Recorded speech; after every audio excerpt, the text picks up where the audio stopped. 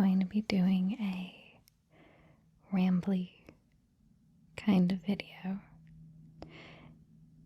as I talk about me and some questions from you guys. I was thinking, since some of you may know, I've lived in a few different places and I've done a lot of things in my adult life. So I thought it might be interesting if I give a kind of recap, I guess, similar to, they were common for a while for YouTubers to, what was it called? Like explain their lives. It was a trend. But I thought I would do that. And then for the second half of the video, I will be answering your questions. And I'll be transitioning to a kind of half whispered, half soft-spoken voice.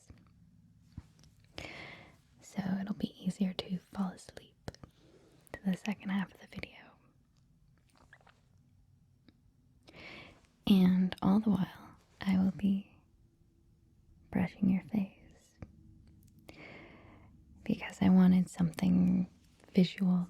I'm a very visual ASMR listener myself, but also because I wanted something to do with my hands, because when I get rambly, especially, I talk with my hands a lot. And when I say a lot, I mean I had once gone on a date with an Italian man, and at the end of the date, he was like, "Oh, you speak with your hands a lot." And I was like, "No, that's supposed to be the stereotype for Italians." And he said, "Yeah, we do talk with our hands a lot, but you talk with your hands a lot." So, I have Italian certification that I speak with my hands a lot. So I will be brushing your face so I don't overwhelm you with my hands. But so let's get into my recap of me. So, coming out of high school, I didn't really know what I wanted to do with my life, at least in the way where I didn't want to commit to 40 years at any certain job. At that point, there were two things I was considering for post-secondary education. The first one was computer science, actually, because I was really, really good at computer science. I'm really good at problem solving, which is a big part of coding. I like to do crossword puzzles and that kind of stuff in my free time. Also because I'm a grandma, but that's okay. But yeah, I was really, really good at coding, and my coding teacher in high school said that I should become a computer scientist, and he tried to tell me it was an expanding field, which it is, and it would be easy to find a job, and the pay would be pretty good, and those are all nice things.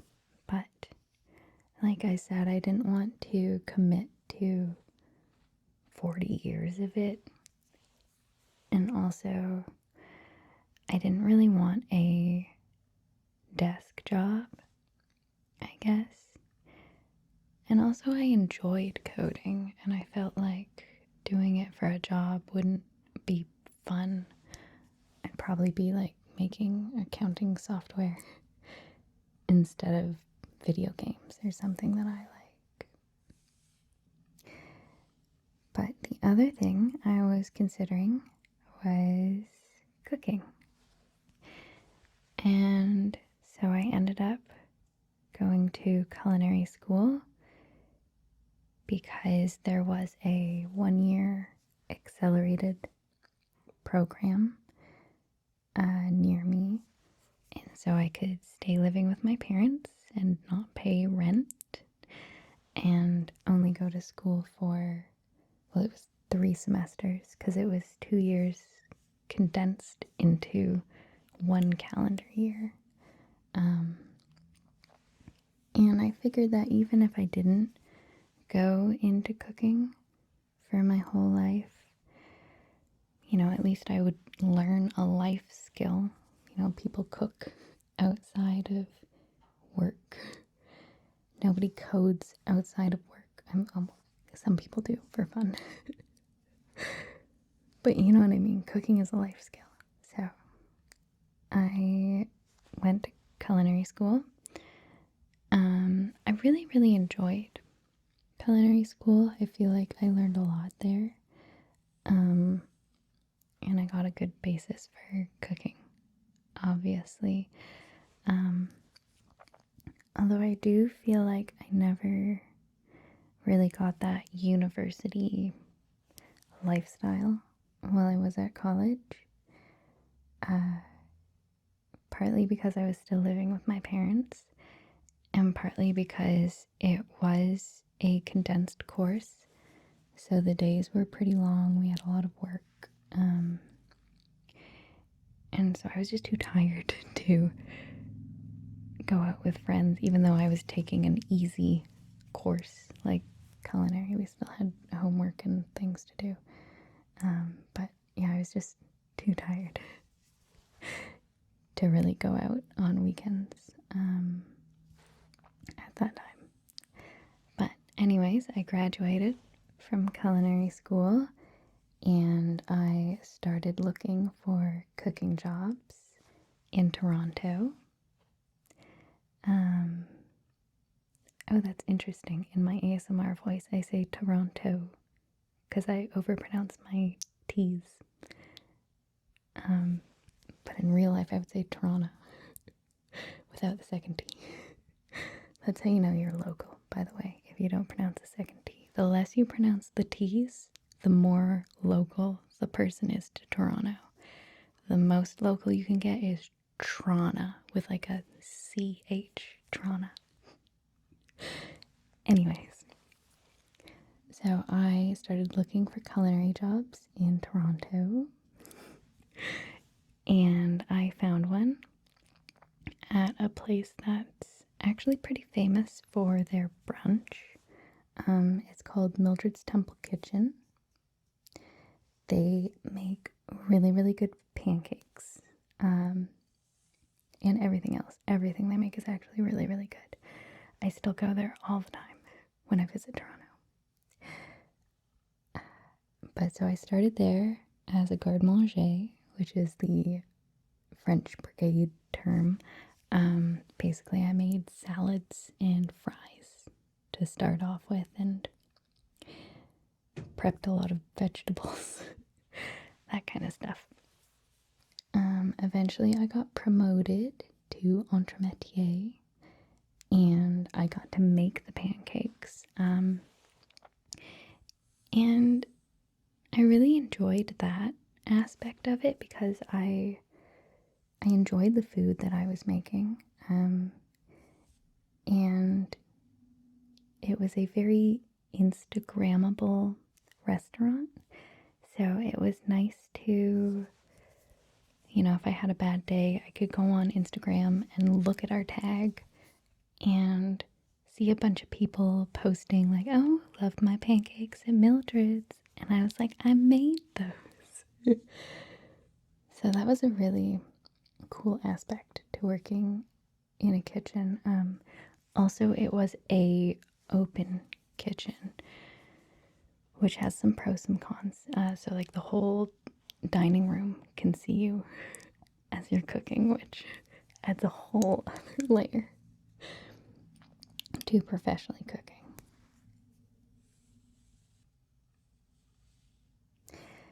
But even though I really enjoyed working at Mildred's, I got very burnt out after a while, since, as you probably know, cooks don't get the most amount of money, especially considering the amount of work and hours they put in. And after, hearing the servers talk about how much they got in tips every weekend, and, I was like, I was in the restaurant 5 hours before you, and you made more money than I did. That doesn't feel that good after a while.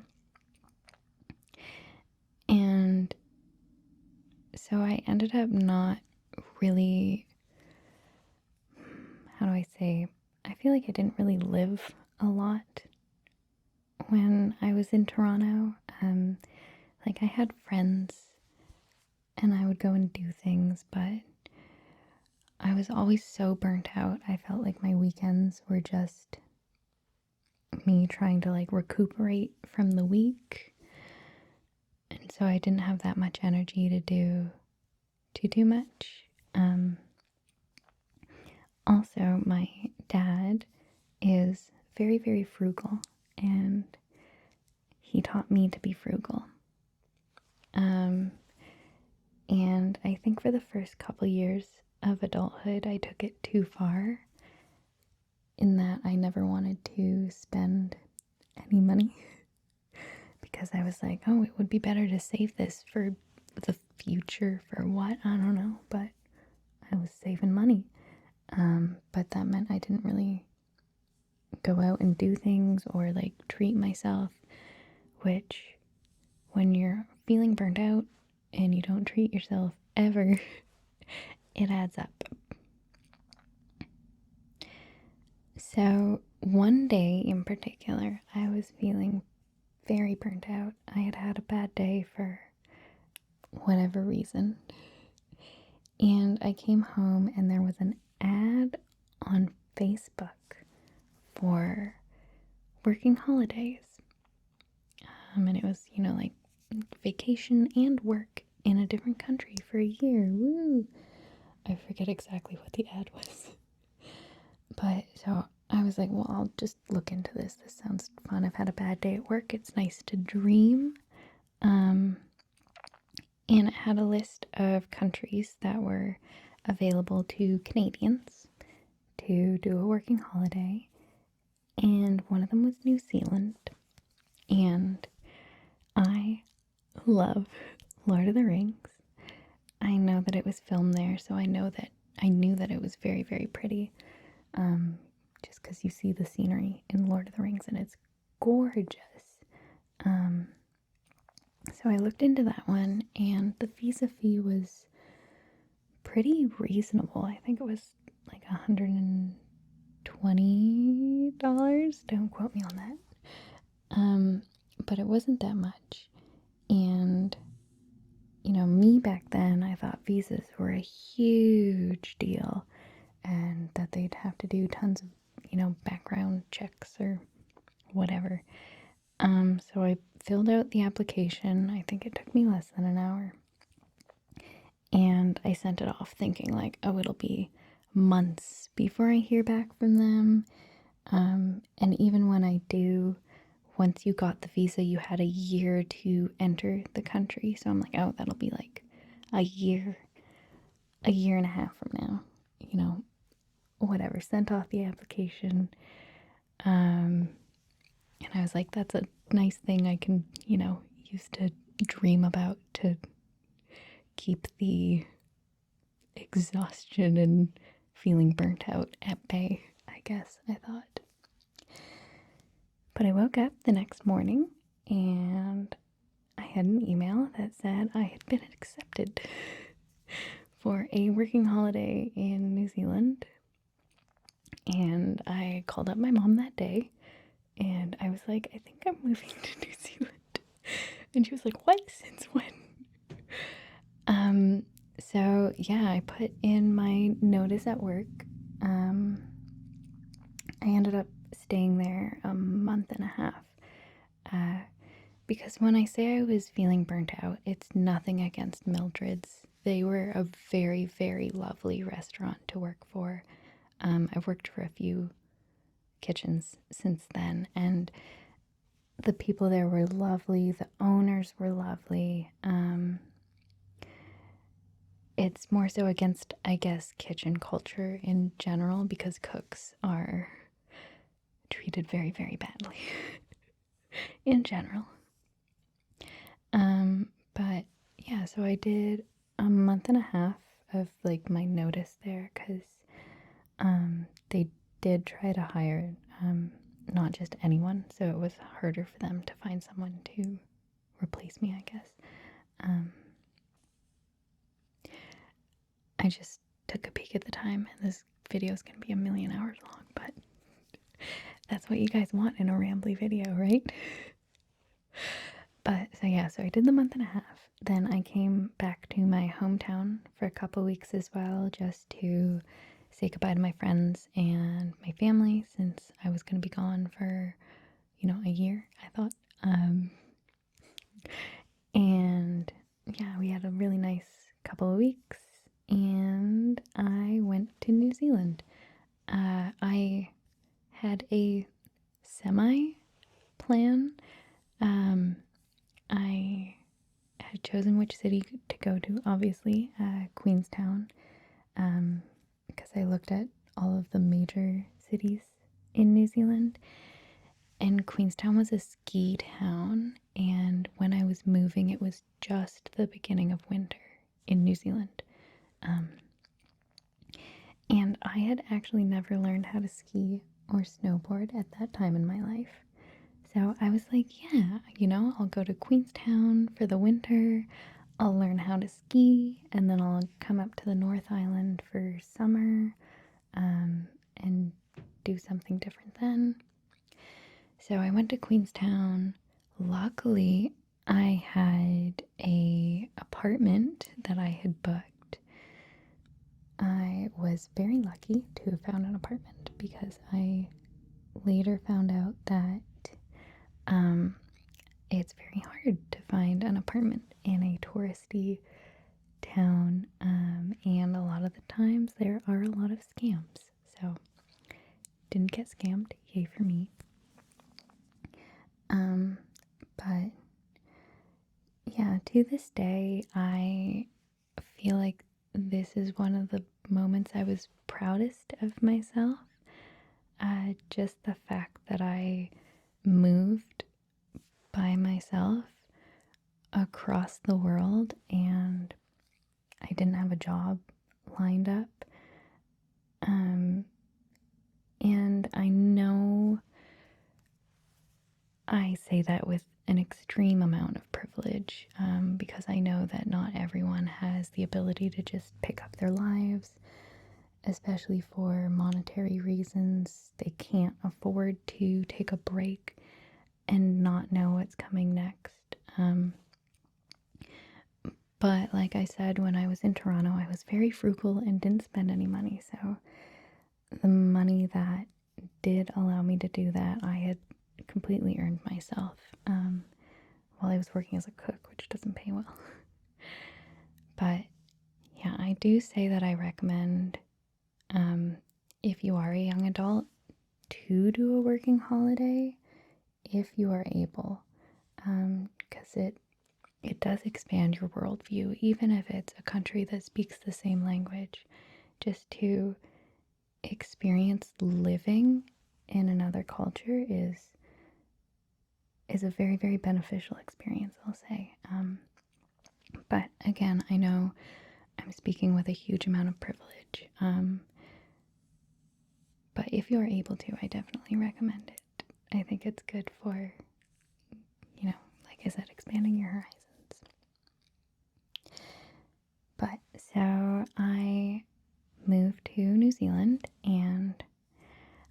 said before that I never really had that university dorm party kind of experience.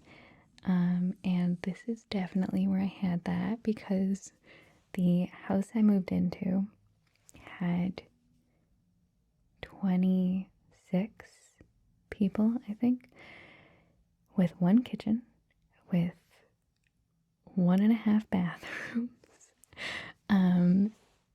It could be crazy sometimes, but I loved that house. Like, there were definitely downsides to that many people in one space, but I absolutely adored coming home and there would be 3 people fighting over pots and pans while trying to cook at the same time. And then there would be, 6 people debating what movie to watch that night since we had a nice projector and we would watch movies as a group sometimes. That was a loud motorcycle. And then, there would be 3 people trying to convince you to come out for a night out because all of the people who lived there were, younger 20s or mid 20s, kind of with similar mindsets of, being on a working holiday. So yeah, that was my university experience while living in this house. I ended up getting a job at the ski hill in town, actually, NZ Ski, and I worked in the kitchens there. So that was a nice thing too for cooking. It's very easy to get a job anywhere as a cook because everywhere is always hiring cooks. And so I worked my first season as a cook. I learned how to ski badly. And then in the last 2 weeks of the season, I tried snowboarding and I was like, this is way cooler and way funner. I'm not saying that skiing is lame, but I feel like people definitely gravitate towards one or the other. It's just easier for their brain to understand. And for me, it was snowboarding. And then through a few reasons, I was offered a job back in Canada, in Alberta, at a very small, it's not even a resort, it's like a club ski hill, kind of like a ski hill who you would only go there if you're part of the city. But I got a job as a kitchen manager, and I did really want to do a summer in New Zealand, but the fact that I was offered a job as kitchen manager, I was like, that's too good for a resume for me to turn down, especially at that point in my career. When I say kitchen manager, though, this ski hill was very, very, very small. I think there was like 20 staff for like the whole ski hill. So we shared a lot of responsibilities, but as the kitchen manager, I just did kitchen managing mostly. Actually, I did teach some snowboarding. That's how small this hill was while I was there, but mostly I did kitchen managing. And so the scale wasn't as big, but I still got all the experience of being a kitchen manager, like ordering food, deciding how to train employees, like scheduling, like everything that comes with managing a kitchen. I did it just on a very, very small scale. Because mostly where we were, we would get like school groups. And so, yeah, we would just do like hamburgers and poutine and stuff like that. But the city that this was in is Fort McMurray, which some of you may have heard of because of the oil sands. They're quite famous for that. And some of you may also recognize the name because of the Fort McMurray forest fire. So at the end of that season, that ski season, I had decided I was going to be going back to New Zealand again. So, like back to the resort. So winter, winter, winter. So I had already booked a plane ticket. And my plane was 2 days away. And the Fort McMurray fire happened. And changed my plans, I guess. So, for anyone who hasn't heard of the Fort McMurray forest fire, it went through this town. I believe the population there is 90,000. But there's a lot of people who work in the oil sands, like not permanently, so there's more than that living there at any given time. But basically, the entire town had to be evacuated because a forest fire ripped right through the middle of this town. And yeah, where the ski hill is, it's a bit outside of the town, and nobody thought it was going to hit the town because there's a river that was between the town and the fire, but the wind was like perfect in the direction, and it was really strong, and the fire ended up leaping the river. And so we had gone from everything's under control, there was a lot of planes with like the powder stuff that stops fires.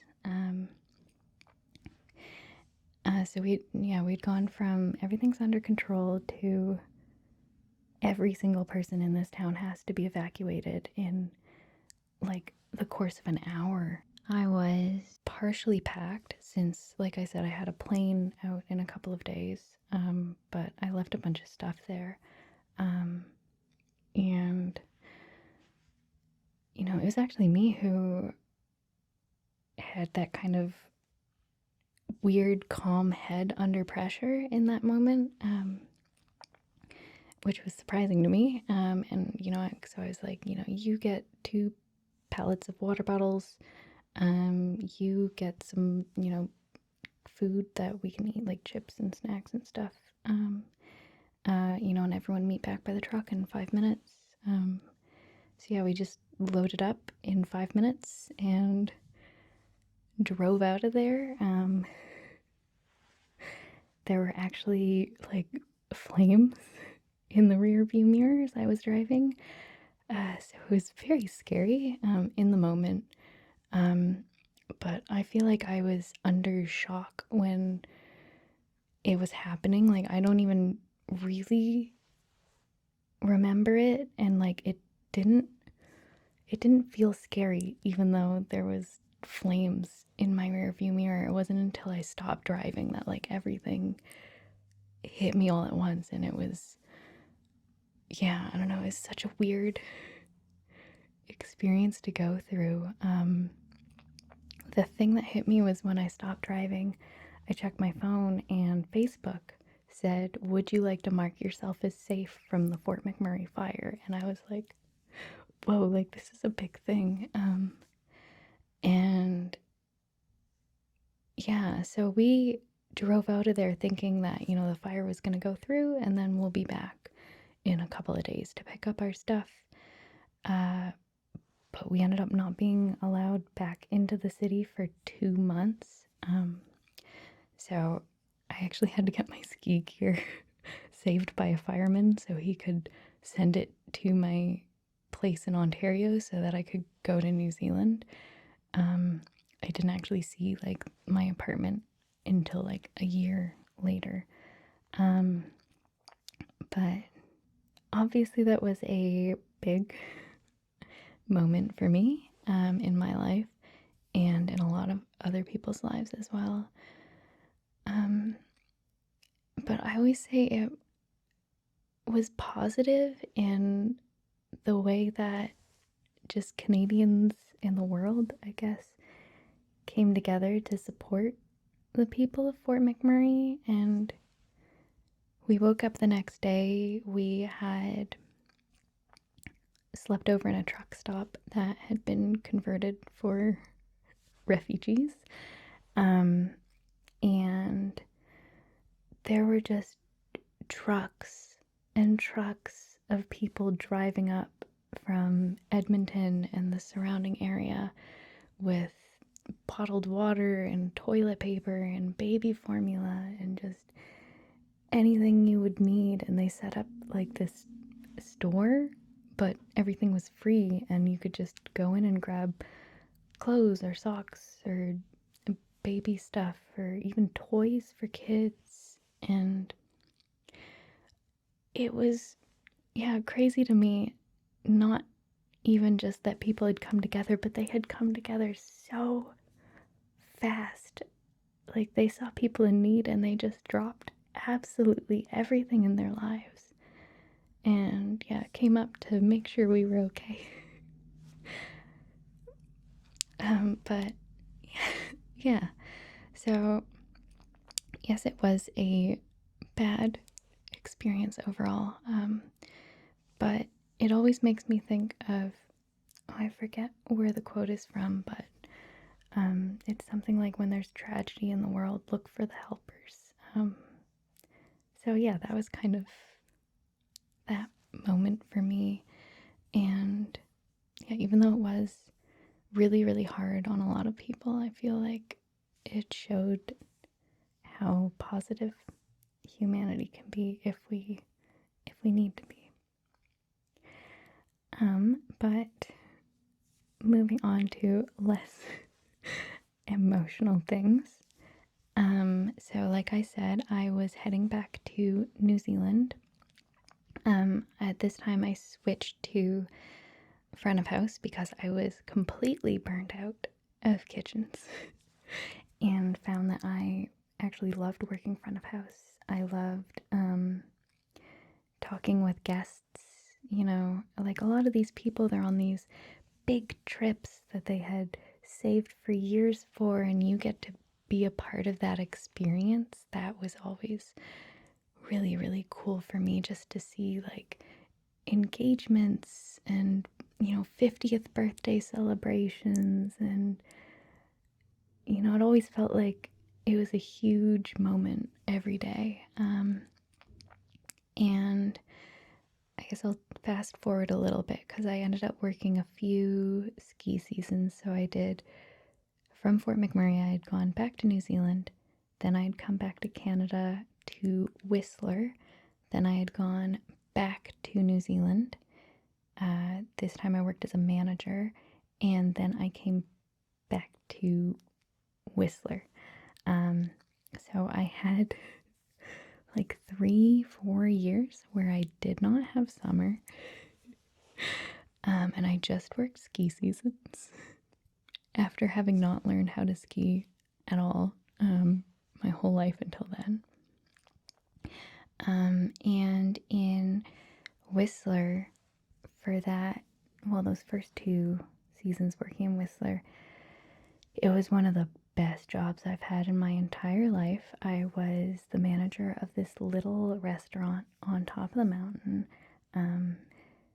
called Horseman Hut. So if you've ever been to Whistler, that's where I managed. And it's this small hut. There was, 6 staff other than me.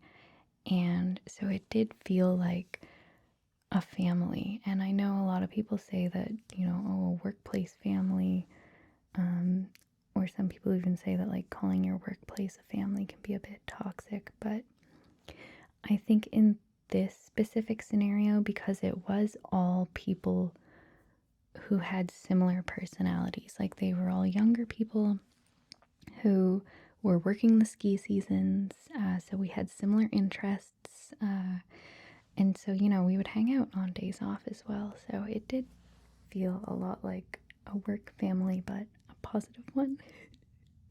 But I loved that job so much, because like the manager above me, he trusted me. So he was like, if you need to, throw people out of the restaurant, if you need to, give someone free food, I trust your judgment calls to do what's right for the company. And so that's always really nice to have that freedom to do that.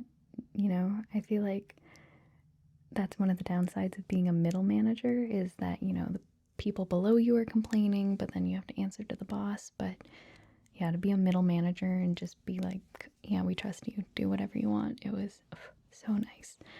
And then I ended up staying in Whistler for a summer as well. The summer is beautiful in Whistler. There's a saying in Whistler that people come for the winters, but they stay for the summers, and that's very true. I really enjoyed just, going to the lake, and I mean, I hadn't had summer in 4 years, so it was nice to go out in the sunshine again. But then after a little time there, I left Whistler Blackcomb. I'll just say it was because I didn't feel valued as an employee for a few different reasons, but I won't get into that. And at that time as well, a few of my really, really good friends had left Whistler because in ski towns, there's not a lot of permanent population. There's a lot of people who will come for 1 or 2 years and then move on, working holidays and whatnot.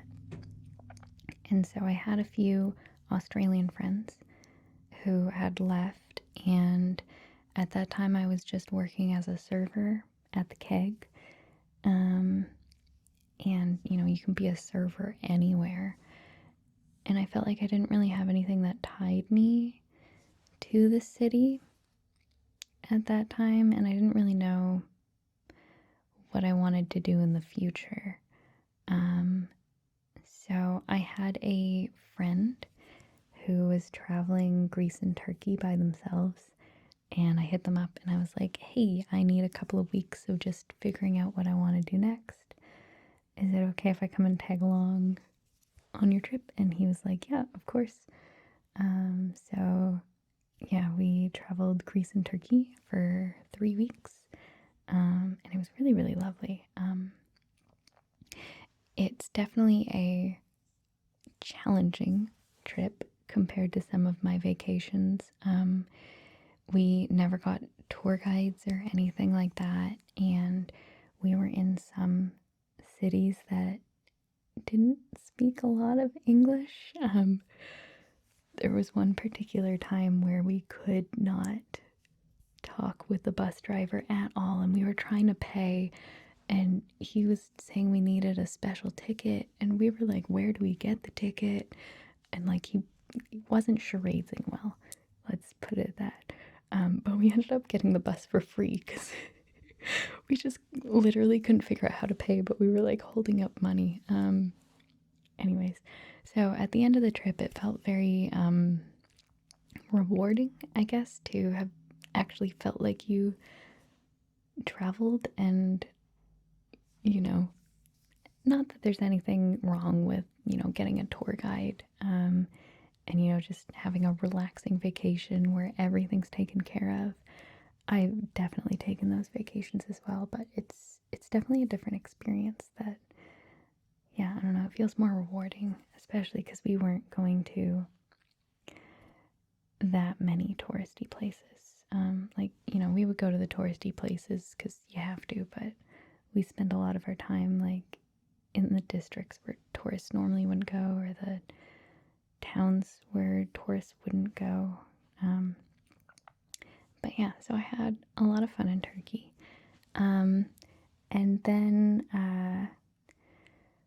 because I hadn't had summer for so many years, I decided I would do another working holiday, this time in Australia, but I was going to do the double summer because I was coming just off of the summer when I was in Greece and Turkey, and then I was landing in Australia for their spring.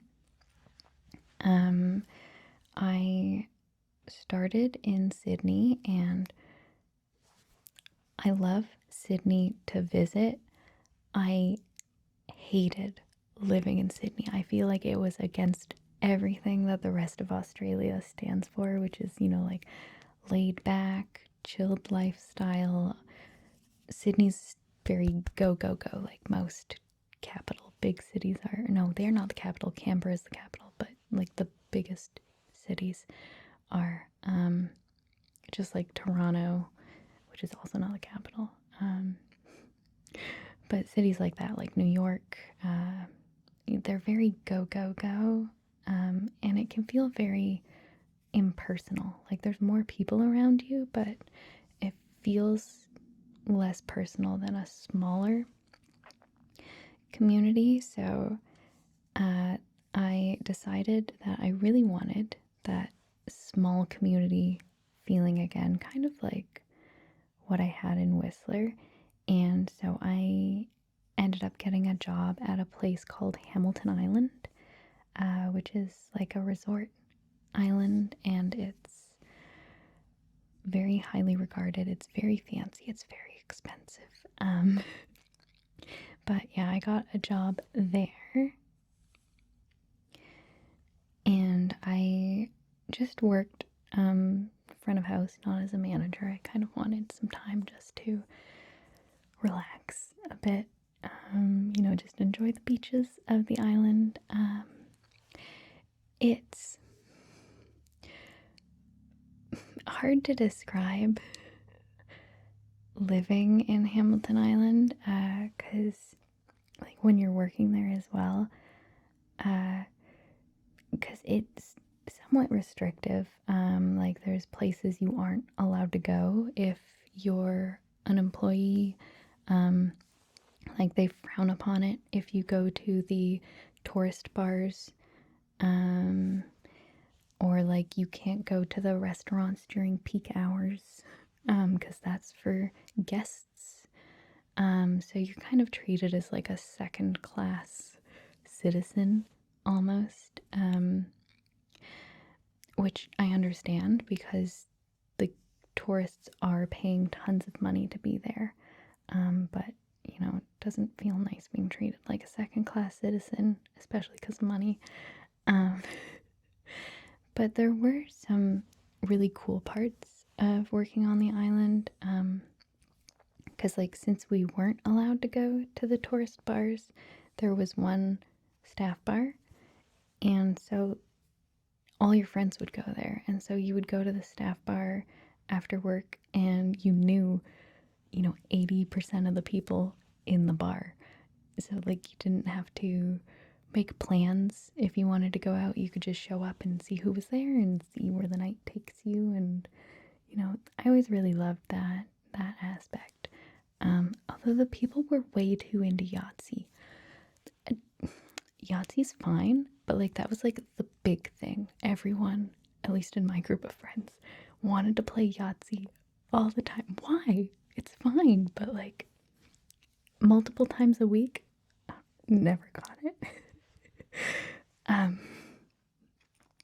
But yeah, so I enjoyed it in some ways and I didn't enjoy it in others. It was definitely a unique experience, especially just being around people who had that kind of wealth, because one of the resorts on the island, Qualia, it's one of the only 6-star resorts in the world. So, like Sultans would stay there, or, Taylor Swift would stay there. I never met too many famous people at Hamilton Island, but like just the people who had the amount of wealth to stay at that kind of resort, it's weird to kind of like get into their world, even just as a server. But yeah, it's definitely an interesting experience. But I was planning on staying there for longer. But then COVID happened.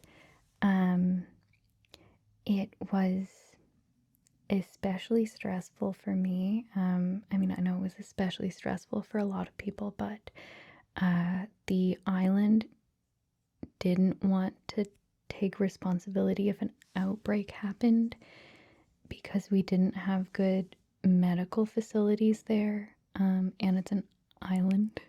So you had to be like helicoptered to a hospital if it was something very serious. And we had one doctor and no medical equipment. And so because the island, rightfully didn't want to have the responsibility of an outbreak, the employees who were living there, a lot of them were asked to leave with not a lot of notice. So I, both lost my job and where I lived, not even just the apartment, but like I had to leave the island. So I ended up staying with a friend for a couple months because plane tickets back to Canada were crazy expensive during that time of COVID. And so I was there for a couple of months. I didn't know exactly where I was going to go at the beginning, which is why it was especially stressful. It was like 2 days of me calling friends and figuring out what I was going to do because there was, a last plane. So it's not like I had however long to figure it out. It was like, this is the last plane that's leaving the island and you have to be on it. Otherwise, you have to take the boat, and like the city that's on the other side of the boat, like there's no airport there. So it would have been a whole big thing. Anyways, so figured out where I was going to live. Lived at a friend's house for a couple months. And then COVID wasn't going away. I ended up going back to the island because they allowed some employees back. But yeah, then I wasn't going to be able to get a new visa because of COVID, basically. So again, I was like, okay, great. Now life has decided, stop Australia. But I didn't have a plan for what to do next. I was working in tourism and hospitality, not the greatest jobs to be working in during COVID, as you can guess. And so I thought to myself, like, it would be very difficult to find a job at this time. Maybe I should go back to school. So I was messaging a couple friends, asking them if they thought it would be worth it for me to get like a bachelor's in business or something. And one friend was like, oh, have you thought about Europe? Because in some cases they take work experience instead of a bachelor's, and you could apply for a master's. So I was like, okay, I have management experience. That's business. So I ended up finding a program for my MBA in Barcelona, but it was specifically for international tourism and hospitality management. And I had hospitality management experience, and I had my 2-year college diploma. So I applied with those and I got accepted for an MBA program. Was it the greatest MBA program where I learned tons? No. But, I never got a bachelor's, and now I have a real authentic master's because the school I was with partnered with a different university. So I actually have 2 MBAs. One from the business school I went to is like because they have 2 kinds of masters in Spain. So the business school I had applied to, it's like the lower masters.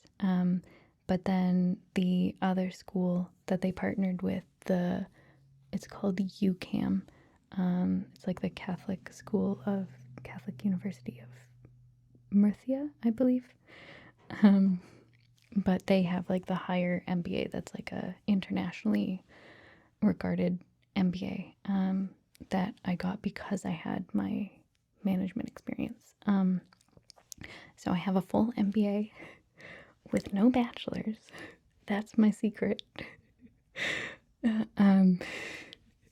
To skipping your bachelor's. But yeah, so I got my full master's, and even though the teachers weren't the highest quality teachers, I feel like I did get a lot of valuable learning out of it because my other students, like the students who were with me, they were from around the world.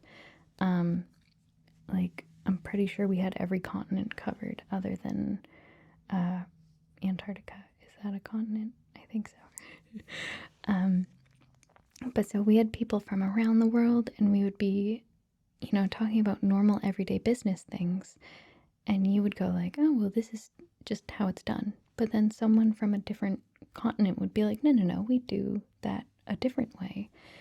And so it was nice to talk about business in that way, because I feel like it can be very, you feel like it's black and white, but it's not. That's just what you're used to when someone from a different country is used to something completely different and you hadn't even thought about that as an option. So I did find it very beneficial in that way. And also, since I had a student visa, I was allowed to travel during COVID, which not a lot of people were allowed to do. That was definitely very interesting, traveling to Barcelona, one of the most touristy cities in the world, and going to the Sagrada Familia as a tourist, and just no one was there, or it was a weird experience, definitely. But yeah, I enjoyed my schooling there. I ended up staying for another year afterwards, and I worked as a English tutor online, which is what I've said is what I credit my ASMR voice to, because as a conversational tutor, you want your student to easily understand you because maybe they don't have the best grasp on the language. And so if you want to be understood, you have to enunciate, and I would over enunciate. So, instead of, it's hard to think of off the top of my head, but, like over pronunciate, like the T's and D's and consonants at the end of words, which a lot of people say they like about my speaking in ASMR. Like, for example, perfect. Like, a lot of people that perfect, like the T is there, but it's softer, where I might go like perfect and, enunciate it more. I don't know if that's the best example, but I think you know what I mean, if you know what I mean. But yeah, so I worked as a tutor for a year or so. And then in that time, my ex one day had come home, and he had had a bad day at work. And he was like, oh, I've wanted to try streaming like video games for a while, so I had a bad day at work and I bought myself a present, like a nice microphone for me to do streaming with. And it was a Blue Yeti. And I had thought about doing ASMR for a while.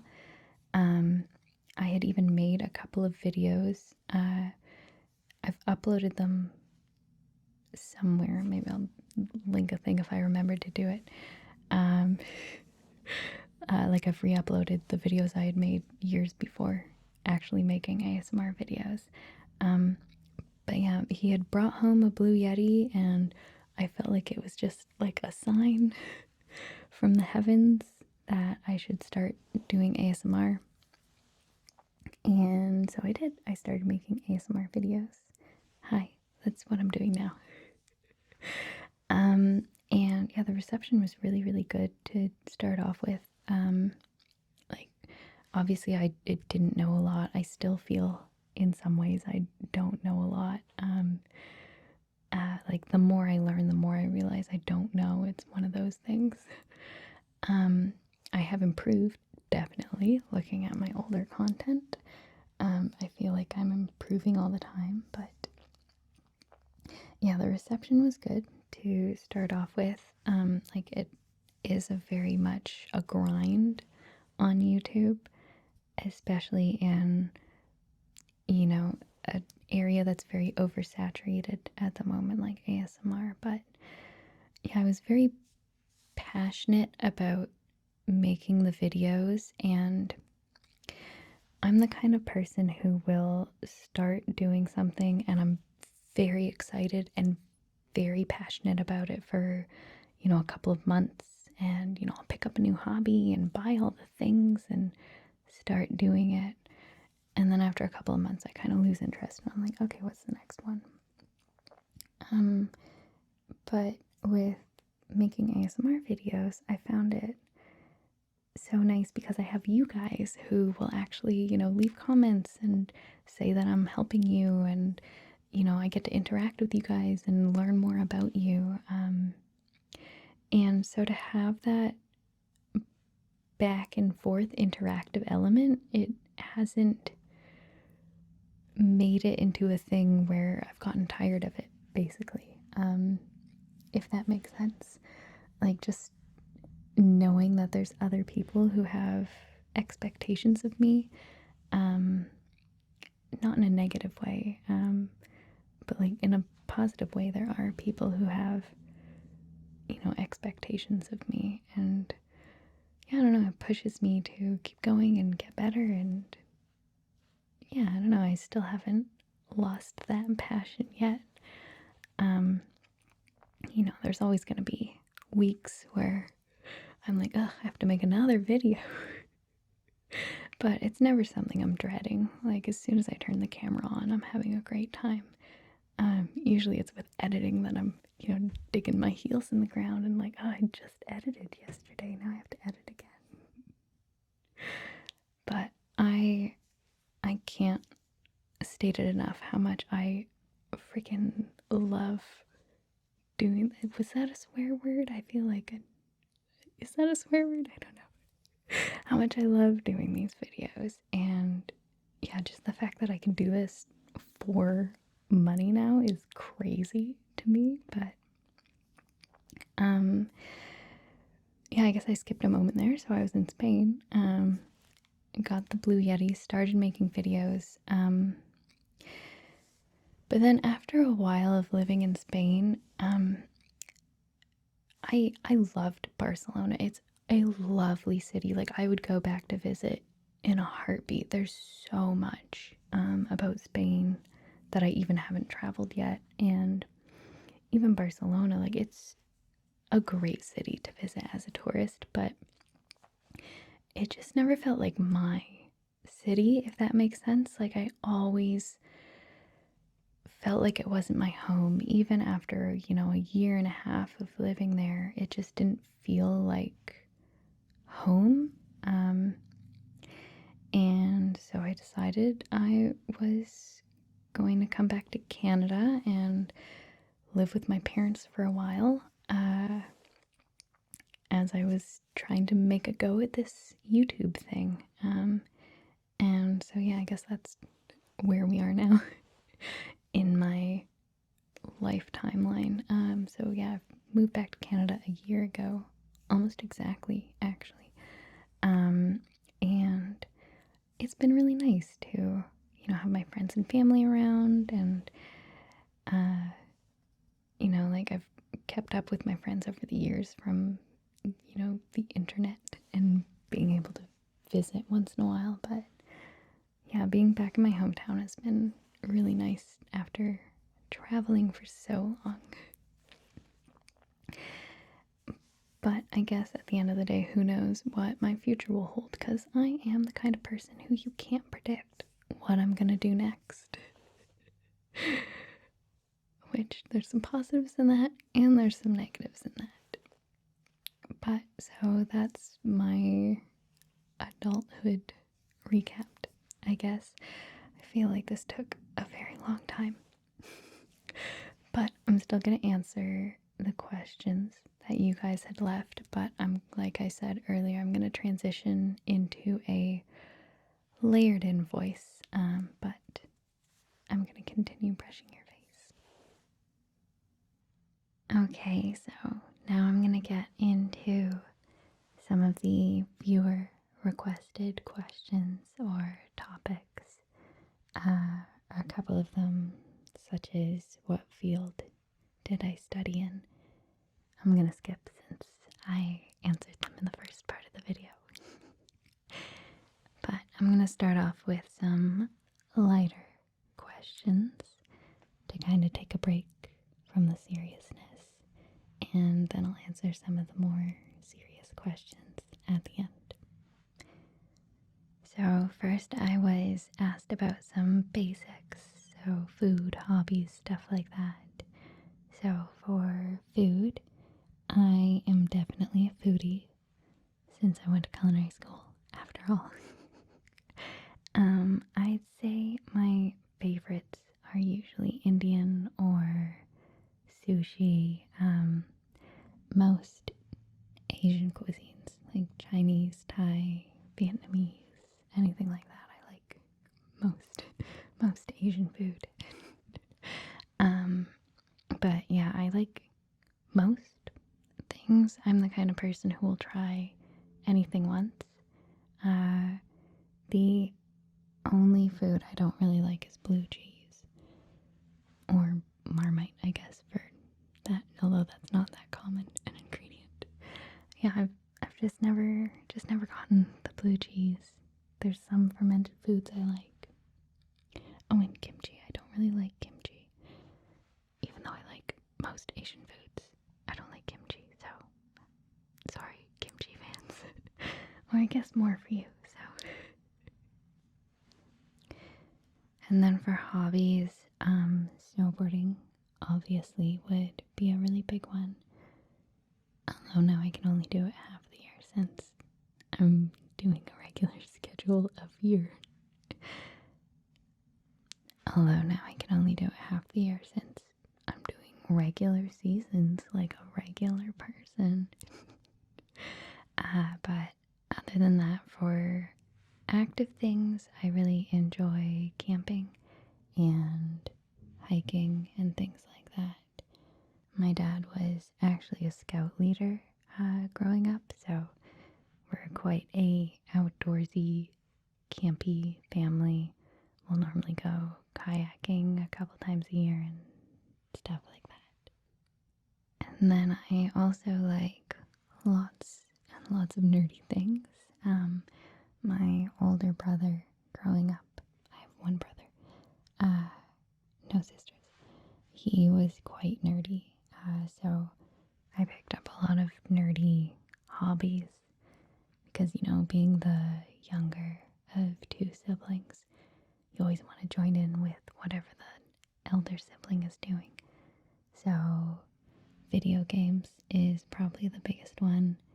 I'm a Nintendo gal through and through, so anything Nintendo, Zelda, Mario games, yeah, stuff like that. No surprise that the current game I'm playing through is Tears of the Kingdom. I actually have a Zelda tattoo of a bottled berry, so you can tell I really like Zelda. And then I also really love board games. I think I'm up to 87 last time I counted. I have quite a lot. I'm mostly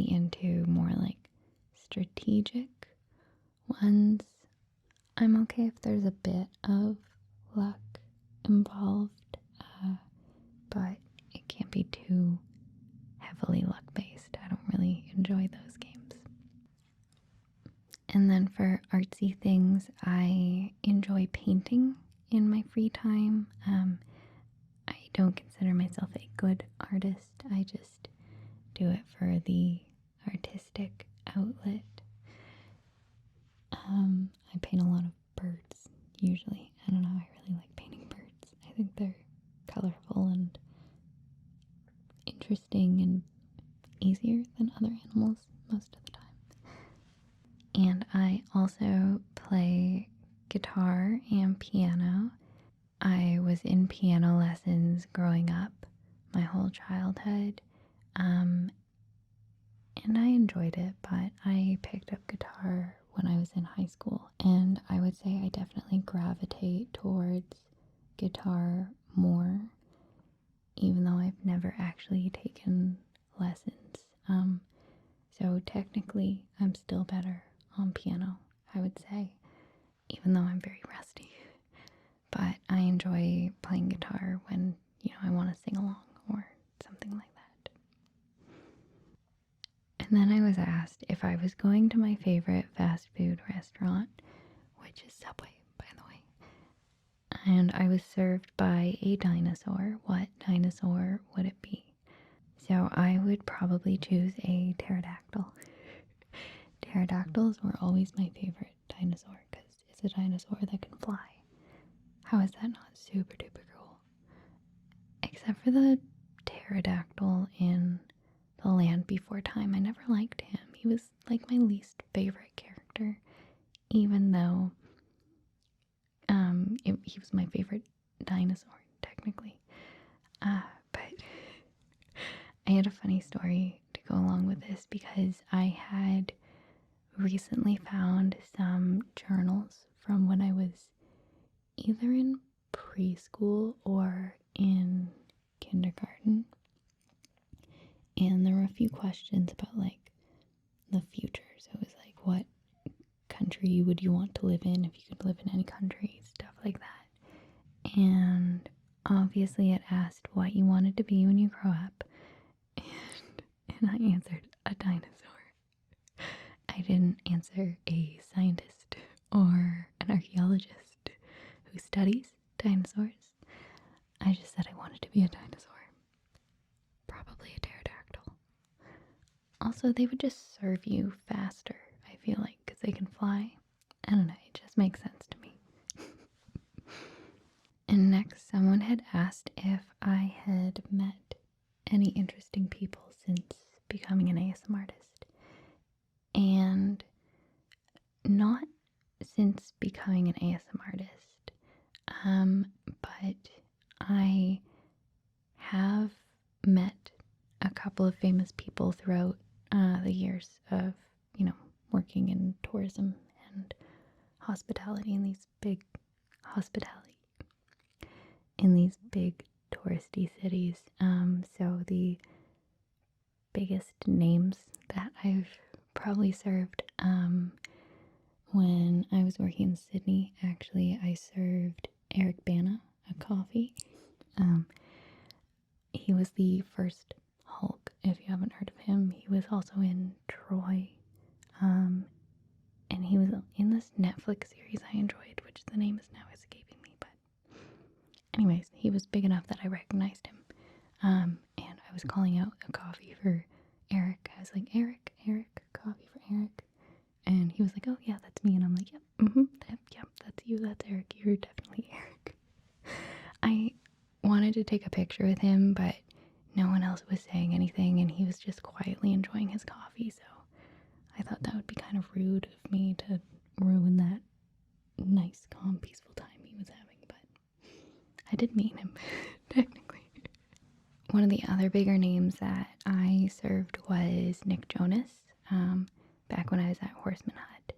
I remember one of my employees, she was, cashing him out of the cash register, and he paid with a credit card. And then after he had left the cash register, she turns around and she goes, he his card said Nicholas Jonas on it. And I was like, yeah, what did you expect? But yeah, he was nice. And then definitely the biggest one that got away, I guess, would be Trudeau, the current Prime Minister of Canada. He was visiting Whistler. He actually used to be a snowboard instructor there, so he does come to Whistler occasionally to see his old stomping grounds, I guess.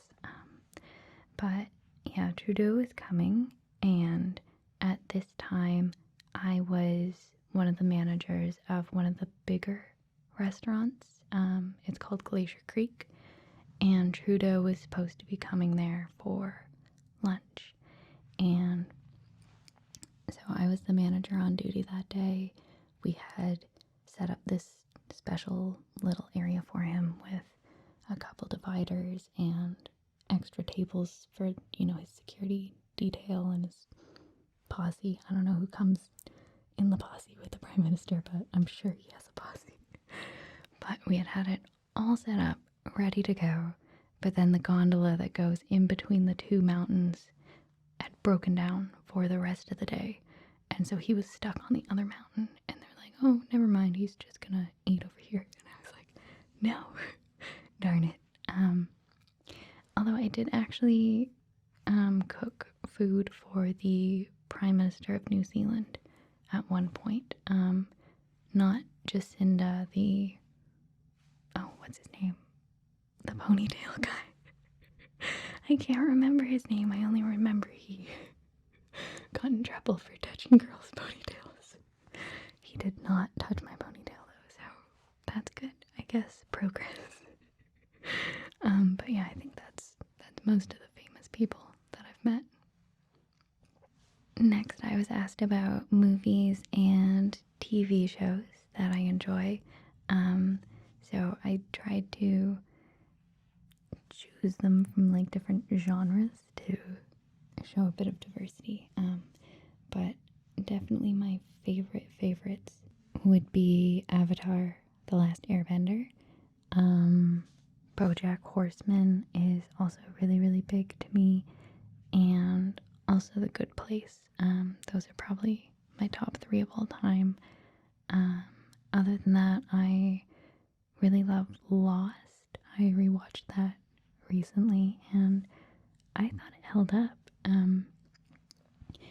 In the later seasons, I know they struggled a bit with plot lines going all over the place, but I know that they had to write without planning ahead of time, because I guess they got picked up quickly and they didn't have a whole outline yet, so they were just writing week to week to week. But keeping that in mind, I still think it's a very, very good show.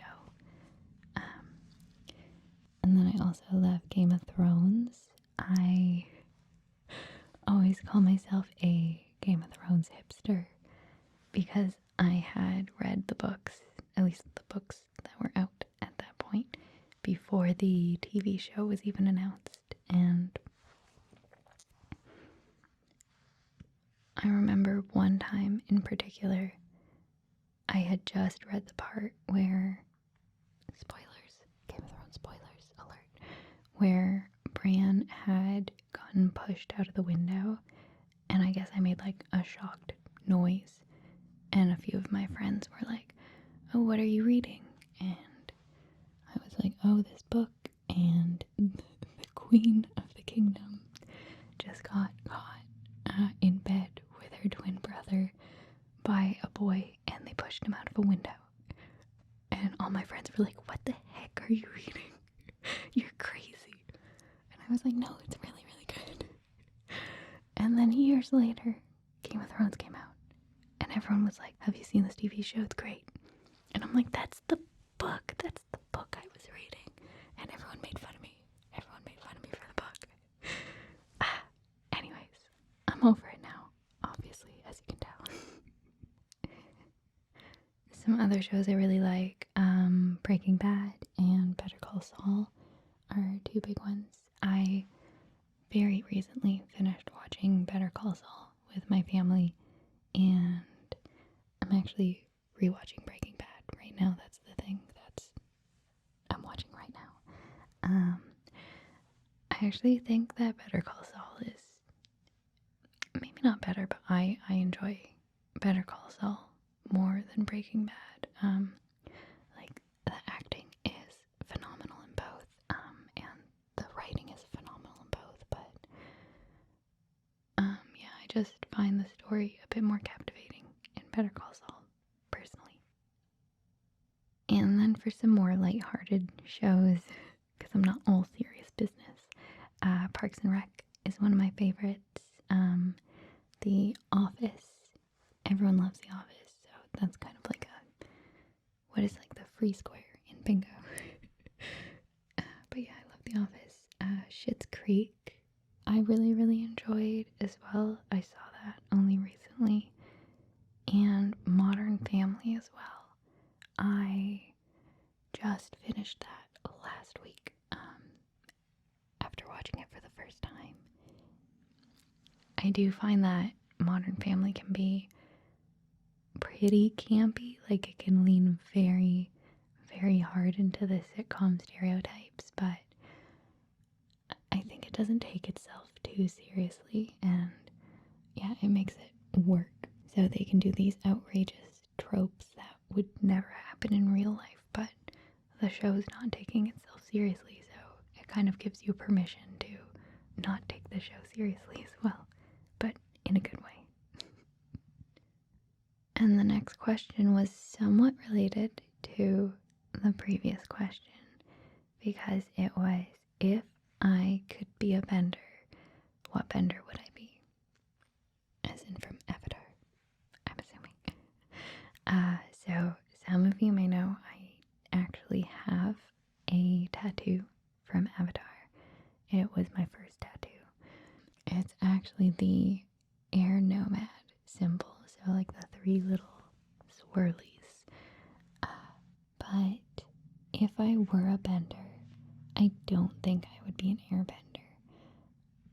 I originally got the tattoo because I not only loved the show, but I loved the, I guess, principles of the air nomad tribe, which will actually tie into an answer of something from mine later, so I won't get into that too much. But if I were a bender, I feel like I would definitely be a water bender.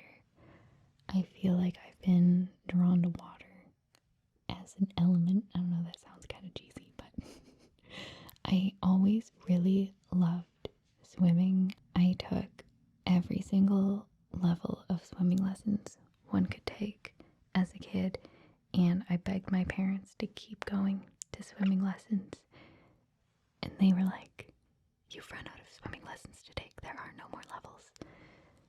And so I looked at the book and I was like, oh, there's a lifeguarding course. So I took lifeguarding courses because I kept on wanting to go to swimming lessons. So I am a certified lifeguard. I mean, it's not in, I think you have to update it every 4 years, which I haven't done ever. But I am a qualified lifeguard. If any of you start needing CPR, I can maybe help. Although maybe I should take a course to update it. But yeah, they do seem to change it all the time. Who knows? And then also related to movies and TV, someone had asked my pet peeves of movies and TV shows. So I have a few, but I picked my 2 main ones. The biggest one that I hate is exposition. I understand that sometimes there is a need for exposition, and sometimes it can be done really, really well. But what I'm mostly talking about is when there's a character that goes on a very long monologue of exposition, and it's just written in the most lazy way. Like, no one would ever say that in real life. They're just saying that because, you know, they need to explain this concept to the audience. So like, for example, like in Avatar, the movie, which I refuse to admit exists. But there's a few moments where there's just very long monologues of, oh, we're in this war that started blah blah blah and blah blah blah, and it's like all the characters in the world already know that information. You're only saying that for the audience, and I know that. But yeah, I just think it's really, really lazy when it's in movies and TV shows, because it is, you know, a visual medium, and I understand that there is audio as well, but you know, it's that old saying, show not tell. And there are really smart ways of doing exposition, but yeah, lazy exposition, I hate it so much. I don't know, it's pet peeve. And my second one that I really get annoyed with a lot is, and again, this is lazy writing, but when it's one of those moments when someone's like, oh, there's no time to explain. So there's two ways that this mostly happens. The first one is someone's like, oh, come with me, we need to do something. And the person following is like, oh, why? And the person's like, there's no time to explain, just come on. But like, you can talk and run at the same time, and usually it's something that could be covered in a sentence, like, you know, Johnny's about to get shot, we've got to go help Johnny. And it's like, no, come on, I can't explain. It's like, that would take you 5 words to explain. Why can't you explain? And the other one, this is most commonly like a rom-com trope where, you know, there's a misunderstanding and someone's like, wait, I can explain. But then the person just leaves. And it's like a 1-sentence explanation. Just chase after them and say, you know, it was my sister, not another girl. Like, it's so lazy. And then the whole movie is because of that whole misunderstanding. And it's like, yeah, okay, sure. And like I've said, like, this isn't like a black and white. Whenever they do this, it's bad, because they, you know, they do this in Modern Family, like I said. But Modern Family is in on the joke that, you know, they're being very tropey and sitcom-y, and, you know, they'll have the stupidest misunderstandings that are hilarious. I'm more so talking when, you know, it's a movie that's taking itself seriously and the whole plot, or at least most of the plot, is based on the fact that someone didn't chase after someone and say a quick 7-word sentence. But those are my pet peeves. And then we'll get into some more serious questions before we finish up. So the first one was, I'd gotten asked by a couple people about kind of Reiki and New Age spirituality with ASMR, and yeah, my thoughts on it and where I go for resources. So I guess I'll say first and foremost that when it comes to these kind of New Agey things that aren't scientifically proven at all, or things like that, things like astrology or tarot or Reiki or things like that, I don't necessarily believe, you know, 100% that these things work or even do things according to how they can be described sometimes. But I do believe that a lot of the times you get out of it what you put into it. So for example, with horoscopes, I don't believe that, you know, when you read your horoscope, it's gonna come true 100% every time. Even if you get, you know, a very, very, very specific, detailed reading, which, I mean, they are very vague, so maybe it does come true 100%, but only because it's vague. But I do believe that just hearing opinions or advice in general is beneficial because maybe it solidifies something in your mind. Maybe even it's the opposite of what you believe, and that solidifies your belief even more because you're like, oh no, there's no possible way that could be true because, I'm the opposite or something like that. But yeah, I think just offering a different perspective on things can be beneficial. I think that things like tarot and astrology can help with introspection, definitely. So, yeah, I always say I do it for fun. I don't follow my advice to the letter and, uproot your whole life and make huge changes, but, definitely use it as a way to think about things from a different perspective. And then also with things like Reiki and crystals and that kind of stuff, again, I do think that in some ways you get out of it what you put into it because, placebo is a thing that does exist.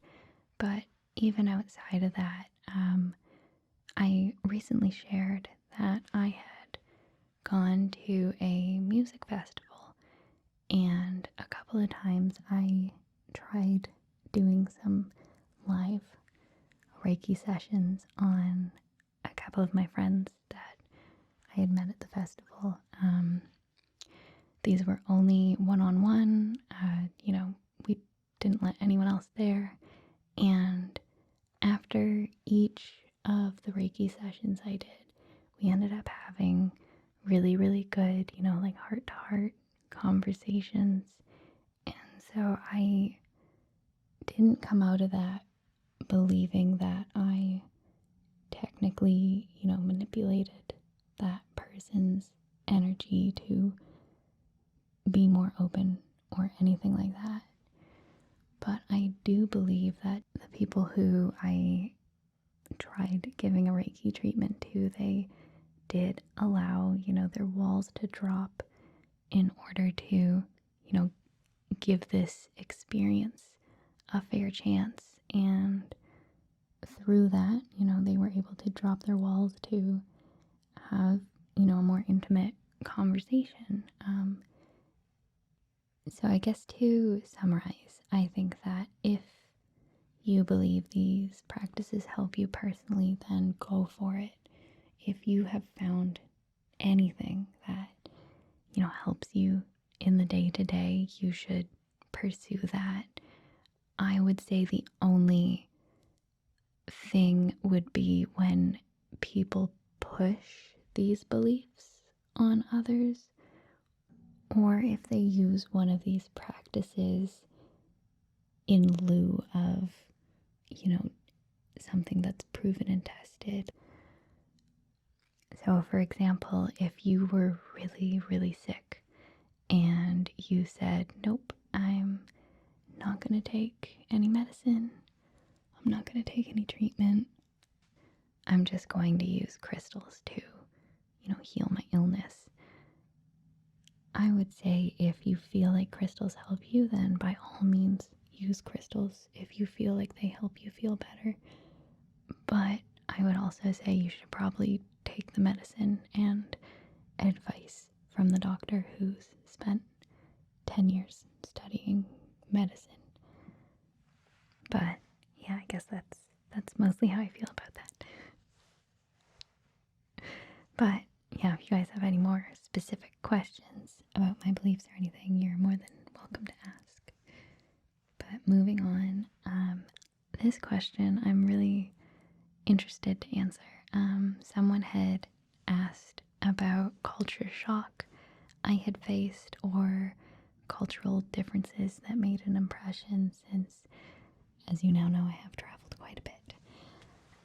So I would say that, in Australia and New Zealand, there wasn't too much culture shock.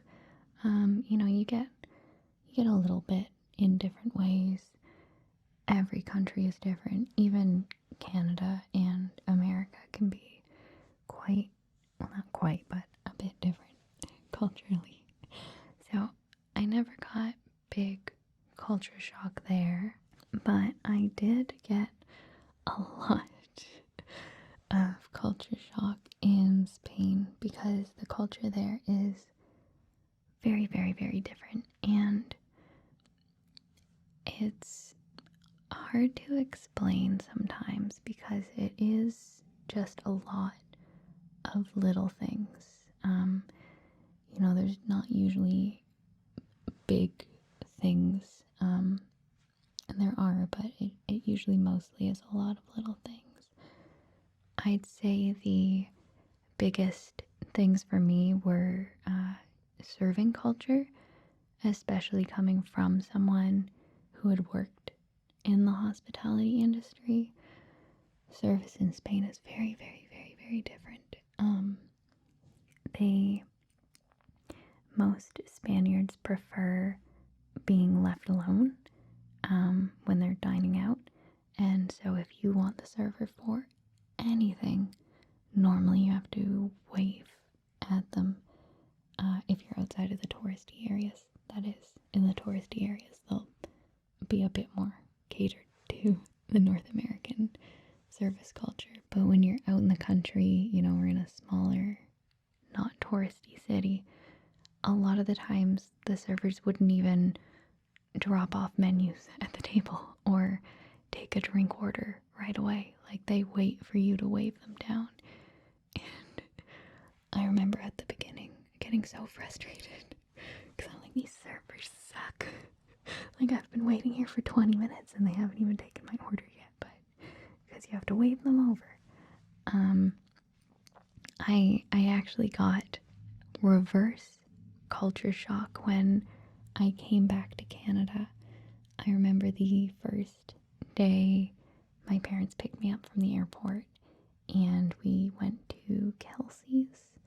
I believe it, like, as in a chain. We went to a chain restaurant, and at chain restaurants you always get, like, more scripted, kind of bubbly service, I would say, in general. And so our server comes over and she's the most bubbly server, and she's like, "Hi, welcome to Kelsey's. I'm so excited you guys are here. Our daily specials are this."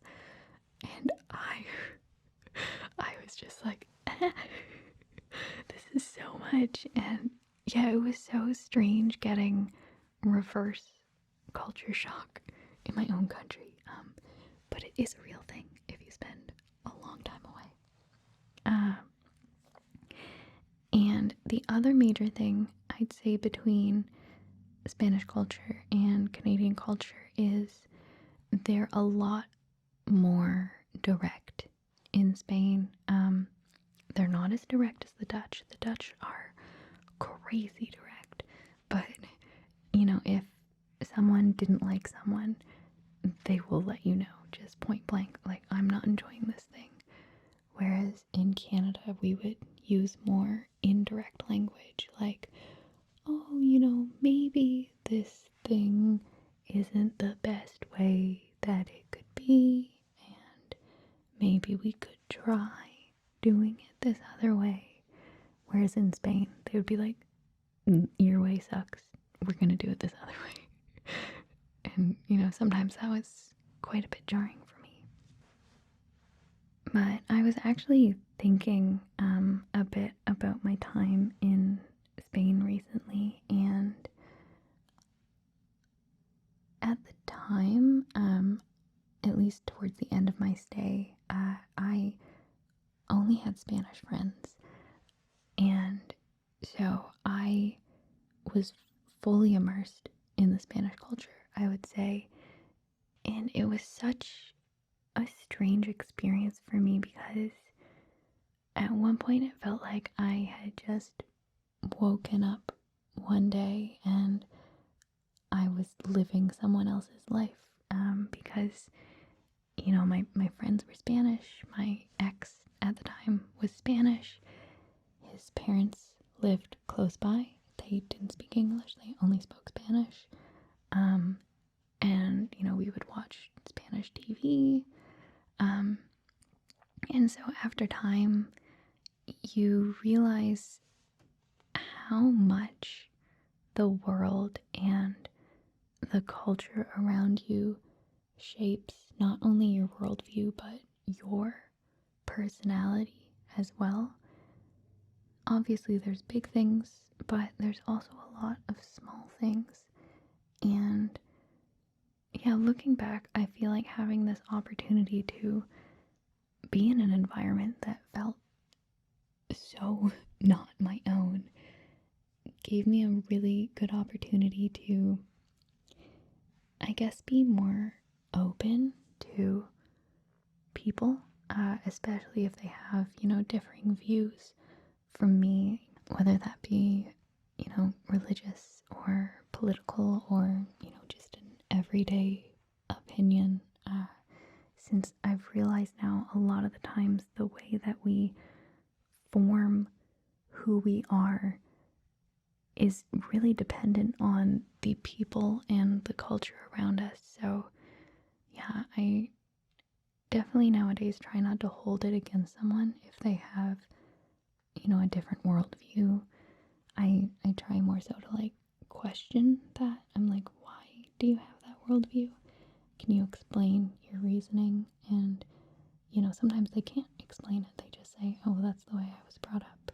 So then you're like, hey, maybe you could change your worldview. But yeah, I would say it's definitely an experience I don't recommend. That is being somewhere where you don't feel like you're supposed to be. But looking back, I would say that it did help me, I guess. And then moving on to the last topic, which this one's a bit heavier. Someone had asked about spirituality, and yeah, so my take on that. I guess I'll give my background first. I am from a very, very religious household. Both of my parents actually went on a 2-year mission trip to Bangladesh before I was born. Actually, my brother was born in Bangladesh, so a few years before I was born. But they've both volunteered on various boards and charities and organizations as well. And on top of that, a few years ago, my mom actually got her doctorate in theology. So she went to seminary school, got her doctorate. She's written a few papers since then that have gone in various magazines and stuff. So I did come from a very religious upbringing. And I myself was definitely pretty involved in the church when I was younger, up until 18, 19 probably, because that's, what I was brought up with. That's what I knew. I had to go to church every single Sunday. Even if I had, a sleepover with friends, my parents would pick me up in the morning and we'd have to go to church. But as I reached my 20s, I definitely got further and further away from the church. I definitely don't look down on anyone who is religious unless they try to force their views in any way on someone else. But if it's personal to them and they have good coming out of this, I feel like there can be good coming out of religion. My parents' church, for example, does a lot of really good work in the community, and it is a really, really good place for community in general. But as I, spent time critically thinking about religion as an adult, I found myself thinking a lot about how not only are there a lot of religions around the world, but there are a lot of branches of each of these religions. And in most of these branches, there are people who are absolutely 100% convinced that their religion is the correct religion. And I thought a lot about how not all these people can be right, and yet so many people are convinced 100% that they are right. And so how do you know which religion is true when there are so many people who are convinced that their religion is the true religion? So I do believe that there is some sort of higher power. Since, I have done so much traveling, there is just so much beauty in the world, in, places. There is so much beauty in the world in the people who I've met.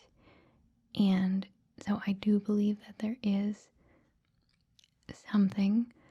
What is that something? I don't know. Is it one being?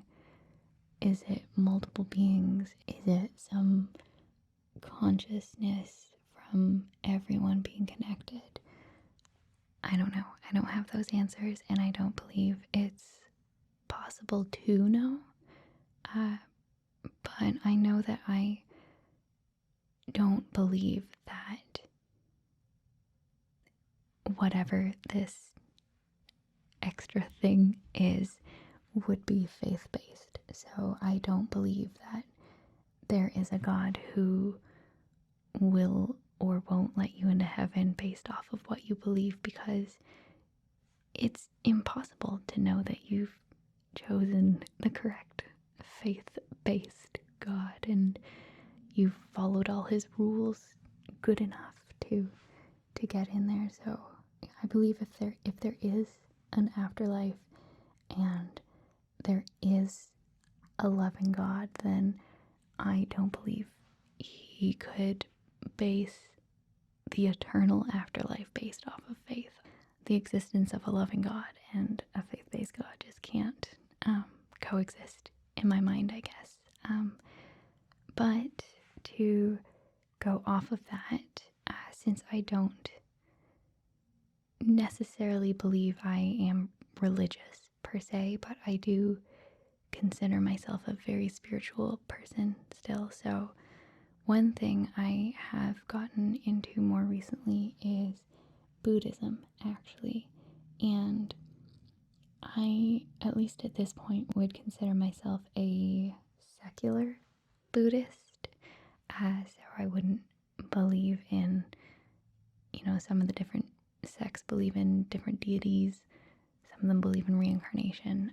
I don't believe in that necessarily, but I do find myself very drawn to the practices of Buddhism. Things like mindfulness and meditation. Things like the Four Noble Truths and the Eightfold Path. Just enjoying life as it is right now in this moment. I guess since I do believe that there is no possible way to know for sure, either if there is an afterlife or if there is one, what is in that afterlife. So why not enjoy what we have right now, in case, this is all of what we get? Then, we should be living this part to the fullest. Well, that's it for our questions. Congratulations if you made it to the end, because I feel like this is going to be my longest video ever, at least so far. But I hope you had fun getting to know me a little bit more. I know I always love getting to know you guys a little bit more as well. So the feeling's mutual. I just wanted to take a sec to promote my Patreon because there is a new free option to follow along on the page. So this will include some journal posts. I usually do at least one a week, usually two. And also you'll have access to the poll that I do every month for the Patreon exclusive video. And then that way, if something you're excited about gets voted through, then you can always do a 7-day free trial of the paid tier as well, if you would like to see that content. But if you do enjoy my content, I definitely recommend at least checking it out. I do a lot of cool behind the scenes stuff there as well to make it worth your while. And while we're at it, I wanted to give an extra special shout out to my patrons. You guys know how much I appreciate you, but I just wanted to give you a public thank you, thank you, thank you, thank you, thank you, thank you, thank you. But even if you are not a patron, thank you so much from the bottom of my heart. I appreciate every single one of you guys more than you could possibly know. I appreciate every like, comment, every subscriber, every view. But yes, thank you, thank you, thank you, thank you, thank you, thank you, thank you, thank you. But that's it from me today. I'll let you guys get some sleep, and I'll see you next time. Bye.